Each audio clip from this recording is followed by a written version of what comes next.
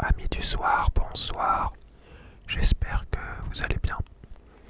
Ce soir, on se retrouve pour une vidéo assez simple. Voilà, on va pas aller dans le compliqué du just talking avec des petites histoires, contes et histoires vraies de Russie de Léon Tolstoï. Donc, c'est ce qu'on va lire ce soir. On ne lira sûrement pas tout, mais on va en lire voilà, une petite partie. Il y a des illustrations aussi que je vous montrerai. Voilà, j'espère que ça vous plaira.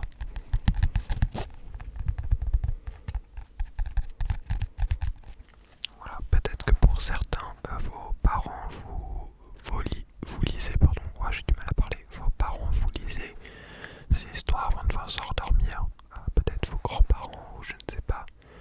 Donc voilà, peut-être que ça vous rappellera des bons souvenirs, sinon bah vous êtes quand même les bienvenus. On va lire tranquillement les histoires, voilà, je vais juste vous lire la quatrième de couverture pour que vous sachiez à quoi vous attendre. Contes et histoires vraies de Russie. Tolstoï a écrit des contes et des histoires vraies en pensant aux enfants des paysans de son domaine d'Iazanaya Poliana. Bon, désolé pour la prononciation. Il a composé un recueil de récits gratuits accessibles à tous en évitant les inexactitudes et les exagérations dans les faits comme dans les sentiments. Ces textes sont un exemple de ce qu'un grand écrivain peut faire quand il prend au sérieux les enfants. Voilà, c'est très prometteur, donc nous allons commencer. Voilà. Hop. Regardez, je suis désolé, le focus se fait pas. Hop. Bon.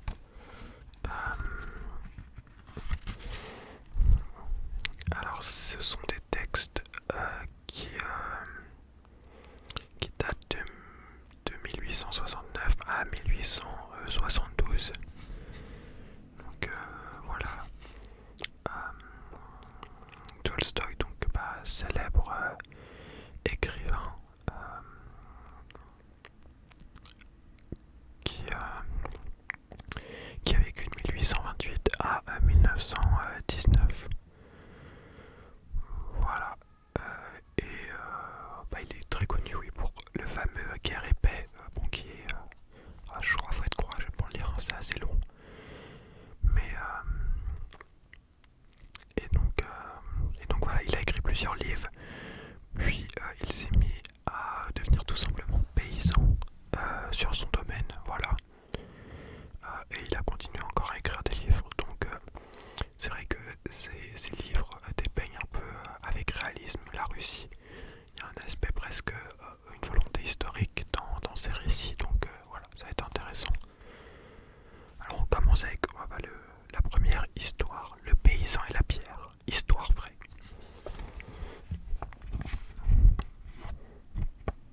Avec une petite illustration. Il y avait une énorme pierre sur l'esplanade d'une ville. Elle prenait beaucoup de place et gênait la circulation des voitures.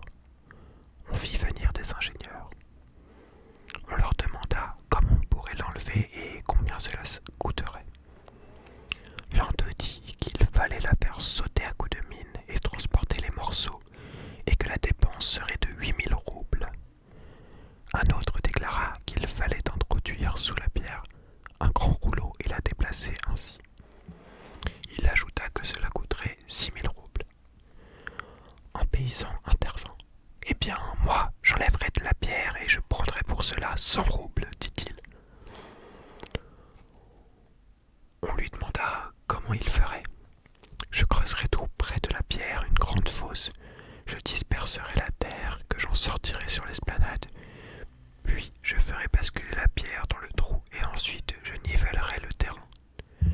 Et c'est ce que fit le paysan. On lui donna les 100 roubles et on lui remit 100 roubles de plus pour récompenser son idée ingénieuse.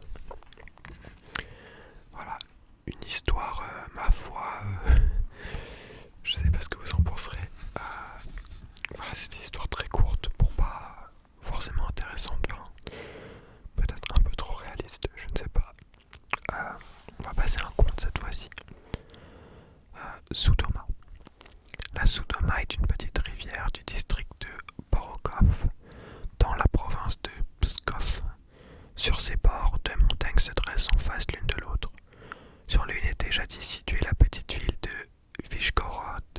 Sur l'autre, au siècle passé, les Slaves s'assemblaient pour régler les affaires de justice. Les vieux racontent que sur cette montagne, dans l'ancien temps, une chaîne pendait du ciel et que celui qui avait raison pouvait l'atteindre de la main, alors que celui qui avait tort n'y parvenait pas. Un homme emprunta de l'argent à un autre, puis nia sa dette. On amena les deux parties sur le mont Soudoma, et on leur enjoignit de toucher la chaîne. Le créancier leva le bras et atteignit la chaîne du premier coup. C'était le tour du coupable de la toucher. Il ne refusa pas. Il remit son bâton à son adversaire en lui demandant de le lui tenir, afin de n'avoir rien dans les mains qui le gêna pour atteindre la chaîne. Il leva les bras et y parvint aussi. Le peuple fut grandement surpris. Comment pouvaient-ils tous les deux avoir raison? Le coupable avait avec lui un bâton évidé dans lequel il était caché l'argent qu'il niait avoir reçu. Il avait donné le bâton à son créancier pour qu'il le lui tînt un moment, et, ce faisant, il lui avait remis en main la somme. Aussi avait-il pu atteindre la chaîne. C'est ainsi qu'il avait trompé son monde. Seulement, la chaîne remonta au ciel, et à partir de ce jour, plus jamais elle ne descendit. C'est du moins ce que racontent les anciens.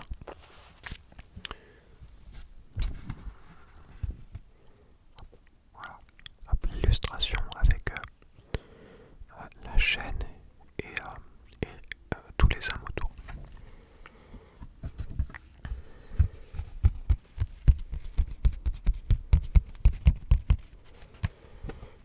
Alors,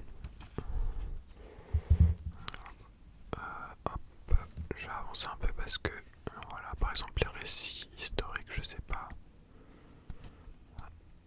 si c'est aussi intéressant.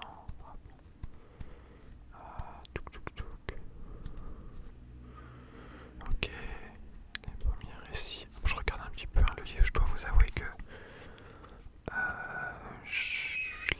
je l'ai déjà lu, mais il y a fort longtemps, donc forcément je me rappelle plus du tout de ce qu'il y a dedans. Alors, on a un autre conte, je pense qu'on va lire celui-là. Un conte qui a l'air d'être sur le même thème aussi que le précédent. Le bon juge, pardon. Le bon juge, le bon juge, le bon juge, le bon juge, le bon juge. Il prit un jour fantaisie à Baouakas, empereur d'Alger, de vérifier par lui-même si ce qu'on lui avait raconté d'un juge qui siégeait dans une ville de ses États était exact.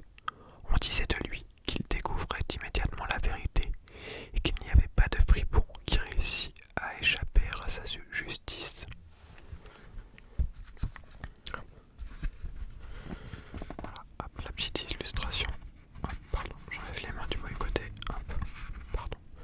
L'illustration, on voit le sultan sur un cheval. Hop. Baouakas s'habilla en marchand, monta sur son cheval et partit pour la ville où vivait ce cadi. À la porte de la ville, un estropié se traîna vers lui et lui demanda l'aumône. Baouakas lui donna quelque argent et voulut poursuivre sa route. Mais l'homme le retient en s'accrochant à son vêtement. « Que veux-tu de moi ?» dit Baouakas. « Ne t'ai-je pas fait l'aumône ?»« Tu m'as gratifié d'une aumône, » dit l'homme. « Mais accorde-moi une grâce. Porte-moi sur ton cheval jusqu'à la place. J'ai peur d'être écrasé par les chevaux et les chameaux. »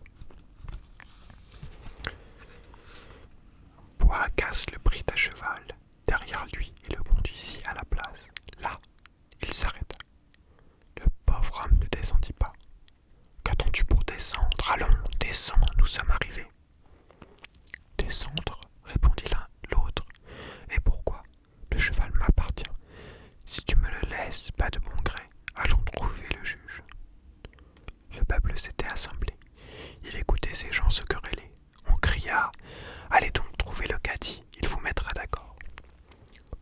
Powahkas et l'estropié allèrent trouver le magistrat. Le tribunal était plein de monde. Le cadi appelait chacun à tour de rôle. Avant d'en arriver à l'affaire de Powahkas, il appela les noms d'un savant et d'un paysan. L'objet du litige était une femme que le paysan disait être sa femme, alors que le savant la prétendait sienne. Le juge les écouta tous les deux. Laissez cette femme ici, chez moi, et vous revenez demain. Le paysan et le savant sortirent et un boucher entra avec un marchand d'huile. Le boucher était tout en sang, l'autre couvert de taches de graisse. Le boucher avait des pièces dans la main et le marchand d'huile le tenait par le bras. Le boucher dit : « J'avais acheté de l'huile à cet homme et j'ai tiré ma bourse pour payer. Il m'a saisi le bras, voulant prendre mon argent, et nous sommes venus devant toi. Moi, la bourse dans la main, et lui me tenant le bras. Mais sache bien que c'est mon argent et que lui est un voleur. » Le marchand d'huile dit : « Ce n'est pas vrai. Ce boucher est venu m'acheter de l'huile. Quand je lui en eus versé plein une cruche, il m'a prié de lui changer une pièce d'or. J'allais chercher l'argent et je le posai sur le comptoir. Il s'en empara et voulut s'enfuir. J'ai saisi son bras et je vous amène l'homme. » Après un moment de silence, « Laissez-moi l'argent, dit le cadi, et revenez demain. » Quand ce fut le tour de Powahkas et de l'estropié, Powahkas raconta son affaire. Le cadi l'écouta, puis interrogea le mendiant. Celui-ci dit : « Rien de vrai dans tout ça. Je traversais la ville à cheval. Lui était par terre. Il m'a prié de le prendre. Je l'ai pris sur mon cheval et l'ai mené où il avait affaire. Mais il a refusé de descendre et a dit que le cheval était à lui. C'est un mensonge. » Le cadi réfléchit un instant et dit : « Laissez-moi le cheval et repasser demain. » Bon, voilà, il s'embête pas, il dit à tout le monde de repasser demain. Hop. Vous avez ici une petite illustration de l'Assemblée. Voilà. Le lendemain, un peuple nombreux se trouva là pour écouter les sentences. Le savant et le paysan se présentèrent les premiers. « Emmène ta femme, dit le cadi au savant, et condamne au paysan 50 coups de bâton. » Le savant partit avec sa femme et le paysan fut châtié sur l'heure. Puis le cadi appela le boucher. « L'argent est à toi, lui dit-il, et il ajouta en désignant des doigts le marchand d'huile. Pour lui aussi, c'est 50 coups de bâton. » C'était maintenant au tour de Powahkas et de l'estropié d'être appelés. « Reconnaîtrais-tu ton cheval entre 20 autres » demanda le juge. « Certes, et toi ? » ?»« Et moi aussi je le reconnaîtrai, » répondit le mendiant. « Suis-moi, » dit le cadi à Powahkas. Ils allèrent tous deux à l'écurie. Powahkas, parmi 20 chevaux, désigna sur le champ son cheval. Le cadi fit dire à l'estropié de venir et lui donna l'ordre de faire voir quel était son cheval. L'estropié en reconnut un et le toucha de la main. Le cadi reprit alors place sur son siège et dit à Powahkas : « C'est bien ton cheval, prends-le, qu'on bâtonne l'estropié, 50 coups. » L'audience fut levée. Le cadi s'enfuit chez lui. Powahkas le suivit. « Que me veux-tu donc, dit le juge. Serais-tu mécontent de ma sentence ? » ?»« Non pas, j'en suis satisfait, dit Powahkas. Mais je voudrais bien comprendre. Comment tu as pu savoir que la femme est celle du savant, que l'argent appartient au boucher et pas au marchand d'huile, et que c'est mon cheval et non pas celui du mendiant ? Quant à la femme, voici comment j'ai fait. Je l'ai fait venir ce matin et lui ai dit : mets de l'encre dans mon encrier. Elle a pris l'encrier, elle l'a vite lavé et a versé l'encre sans faire de tache. C'est donc qu'elle est accoutumée à remplir un encrier. Si elle avait été la femme du paysan, elle n'aurait pas su le faire. Donc c'est le savant qui a raison. Pour l'argent, voici comment j'ai découvert la vérité. J'ai mis les pièces dans une tasse pleine d'eau et ce matin, j'ai regardé si de la graisse surnageait. Si ces pièces avaient appartenu au marchand d'huile, il les aurait salies de ses doigts graisseux. Or, il n'y avait pas de trace de graisse à la surface de l'eau. Par conséquent, c'est le boucher qui dit la vérité.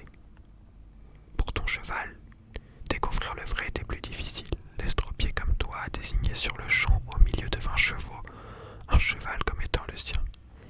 Mais si je vous ai fait venir tous les deux dans l'écurie, ce n'était pas du tout pour voir si vous reconnaîtriez un cheval comme le vôtre, mais pour constater lequel de vous deux le cheval reconnaîtrait pour maître. Quand tu t'es avancé vers lui, il a tourné la tête et tendu le cou vers toi. Mais quand la bête s'est sentie touchée par l'autre, elle a baissé les oreilles et elle a levé l'un de ses pieds. Et j'ai connu que son maître, c'était toi. Alors Baouakas prit la parole et dit : « Je ne suis pas un marchand, je suis l'empereur, et je suis venu ici pour voir si ce qu'on dit sur toi est bien vrai. Je sais maintenant que tu es un juge plein de sagesse. Demande-moi ce que tu voudras, je te l'accorderai. » Le cadi répondit : « Je n'ai pas besoin de récompense. Les louanges de mon Seigneur suffisent à me mettre heureux. » Vous pouvez voir ici la petite illustration des deux hommes qui discutent entre eux. Voilà.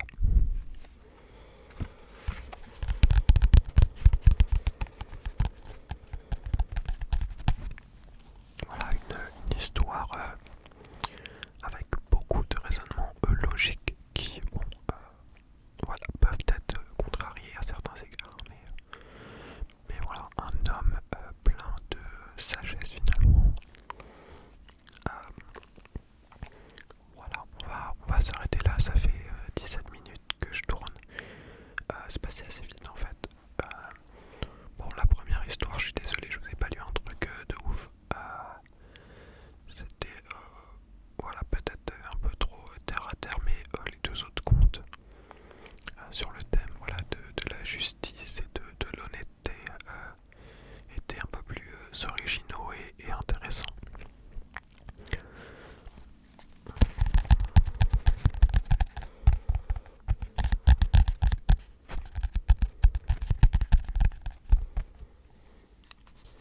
Voilà, si vous avez aimé cette vidéo, n'hésitez pas à la liker, à partager. Voilà, bon, je vous dis toujours ça en fin de vidéo alors que vous êtes censé dormir, donc voilà, bon, c'est comme ça.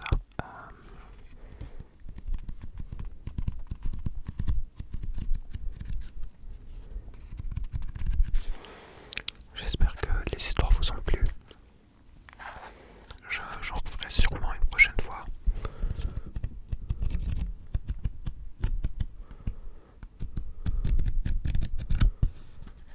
Avec des contes, j'espère, plus intéressants. Voilà, je trouverai autre chose. Mais voilà, je trouve qu'une histoire, ça aide aussi bien à s'endormir et tout. Donc voilà, sinon j'essaierai aussi peut-être la prochaine fois de faire une histoire plus longue, mais qui dure toute la vidéo. Bref, voilà, de toute façon c'est le début de la chaîne, donc j'ai encore plein d'idées à trouver. D'ailleurs, voilà, merci pour